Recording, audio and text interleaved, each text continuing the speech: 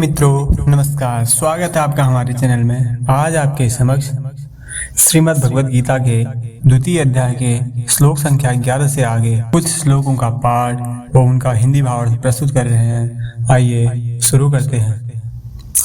श्लोक संख्या 10 में संजय द्वारा धृतराष्ट्र को बताया जाता है कि अंतर्यामी श्री कृष्ण महाराज दोनों सेनाओं के बीच में शोक करते हुए उस अर्जुन को हंसते हुए यह वचन बोले। आइए शुरू करते हैं। अशोच्यान वशोचस्त्वं प्रज्ञावादाश्च भाषसे गतासून गतासूंश्च नानुशोचन्ति पंडिता। श्री भगवान बोले, हे अर्जुन, तू न शोक करने योग्य मनुष्यों के लिए शोक करता है और पंडितों के से वचन को कहता है, परंतु जिनके प्राण चले गए हैं उनके लिए और जिनके प्राण नहीं गए हैं उनके लिए भी पंडित जन शोक नहीं करते। न त्वेवाहं जातु नासं न त्वं नेमे जनाधिपा न चैव न भविष्याम सर्वे वयमतः परम्। न तो ऐसा ही है कि मैं किसी काल में नहीं था, तू नहीं था अथवा ये राजा लोग नहीं थे, और ऐसा ही है कि इससे आगे हम सब नहीं रहेंगे। देहिनोऽस्मिन् यथा देहे कौमारं यौवनं जरा तथा देहान्तरप्राप्ति धीरस्तत्र न मुह्यते। जैसे जीवात्मा की इस देह में बालकपन, जवानी और वृद्धावस्था होती है, वैसे ही अन्य शरीर की प्राप्ति होती है। उस विषय में धीर पुरुष मोहित नहीं होता। मात्रा स्पर्शास्तु कौन्तेय शीतोष्ण सुख दुःखदा आगमापायिनो नित्या स्थितिक्षस्व भारत। हे कुंती पुत्र, सर्दी गर्मी और सुख दुख को देने वाले इंद्रिय और विषयों के संयोग तो उत्पत्ति विनाशशील और अनित्य हैं, इसलिए हे भारत उनको तू सहन कर। यम हि न व्यथयन्त येते पुरुषं पुरुषर्षभ सं दुःख सुखं धीरं सोमृतत्वाय कल्पते। क्योंकि हे पुरुष श्रेष्ठ, दुख सुख को समान समझने वाले जिस धीर पुरुष को ये इंद्रिय और विषयों के संयोग व्याकुल नहीं करते, वह मोक्ष के योग्य होता है।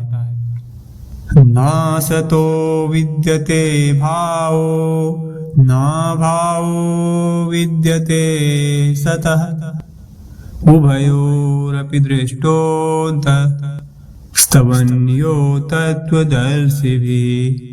असत वस्तु की तो सत्ता ही नहीं है और सत का अभाव नहीं है। इस प्रकार इन दोनों के बीच का ही तत्वज्ञानी पुरुषों द्वारा देखा गया है।